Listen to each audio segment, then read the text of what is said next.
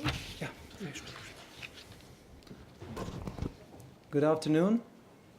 Welcome to the press conference after Compet Council with Minister Ms. Dana Reizniece-Ozola and Commissioner Ms. Elžbieta Biankowska. Now I pass floor to the President of the Council, Ms. Dana Reizniece-Ozola. Thank you, dear Commissioner, dear ladies and gentlemen, and first of all, dear journalists. Today was the first Compet Council under the Latvian presidency, and I'm really satisfied with the results. If compared to the morning's expectations, I must say the mission has been completed.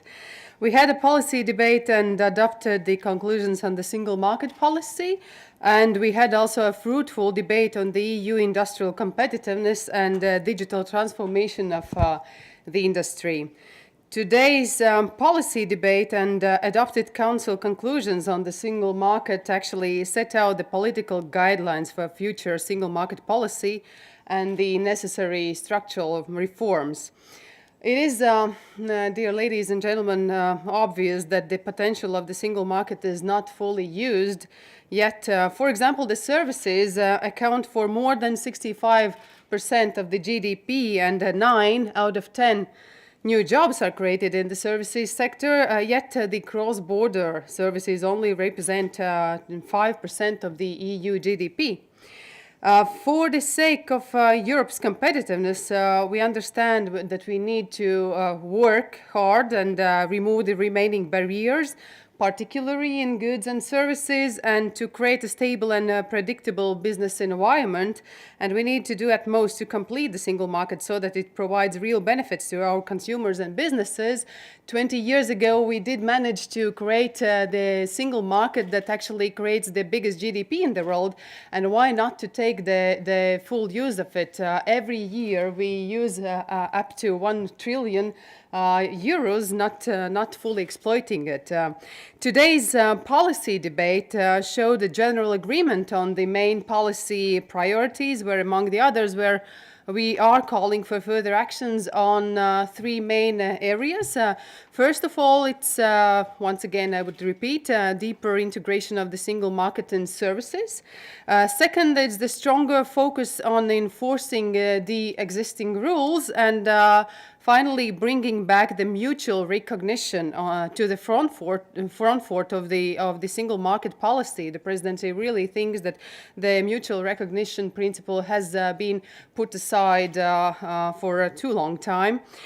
In addition to that, the Council conclusions we adopted today contain a broader range of ideas and requests for action needed in our common tasks of completing the single market. And I, as the President of the Competitiveness Council, invite the Commissioner Biankowska to take this into due consideration as Council's input to the upcoming internal market strategy for goods and services, and we really felt that the Commission is going to do that. Here I'd like to recall a legend we have in Latvia. We never say that our capital Riga is ready, because we have a legend that at this point big fish would raise from the deep waters of our biggest river, and the country and the capital would sink. I hope that this is not the case with the single market. We really need to come to the point when we more or less would say to ourselves that the single market is complete, and that is the good base for our businesses to grow and to be more competitive also worldwide.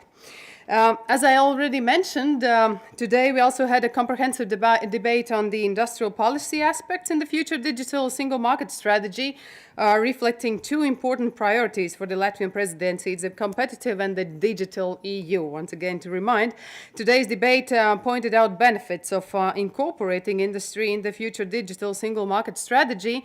And the debate also highlighted some challenges that industry faces and use of digital tools and new technologies.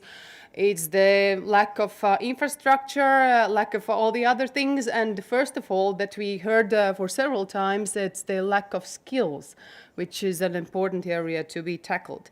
There was a general consensus among the ministers that we need more precise activities to encourage entrepreneurship and startups, and the ministers also agreed that more activities are needed and to fully exploit the digital potential and increase the productivity of industry.